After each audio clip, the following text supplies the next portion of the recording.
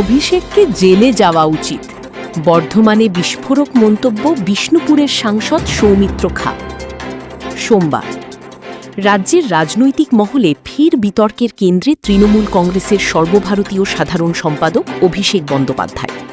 পূর্ব বর্ধমানে বিজেপির দলীয় কার্যালয়ে সাংগঠনিক কাজে এসে তাকে কড়া ভাষায় আক্রমণ করলেন বিষ্ণুপুরের বিজেপি সাংসদ সৌমিত্র খা। সাংবাদিকদের মুখোমুখি হয়ে সৌমিত্র খা দাবি করেন, 2016-17 সালে অভিষেক বন্দ্যোপাধ্যায়ের হাতে দলের ব্যাটন যাওয়ার পর থেকেই তৃণমূল কংগ্রেসের চরিত্র বদলাতে শুরু করে। সেটি ছিল ব্যবসায়ীদের ব্যাটন।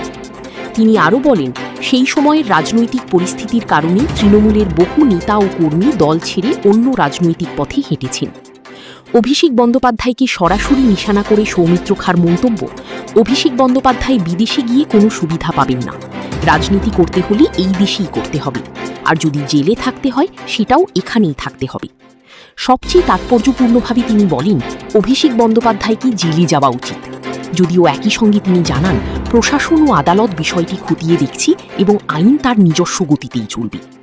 সৌমিত্র খার এই মন্তব্যকে ঘিরে নতুন করে রাজনৈতিক চাপানোতর শুরু হয়েছে রাজ্য রাজনীতিতে। এই বিতর্ক আগামী দিনে কোন দিকে মোড় নেয় এবং এর রাজনৈতিক প্রভাব কতটা পড়ে রাজ্যের রাজনীতিতে। আমি কি বললাম, ভারতীয় জনতা পার্টির একজন কর্মী হিসাবে যা দেখেছি, অভিষেক বন্দ্যোপাধ্যায় জেলে যাওয়া উচিত।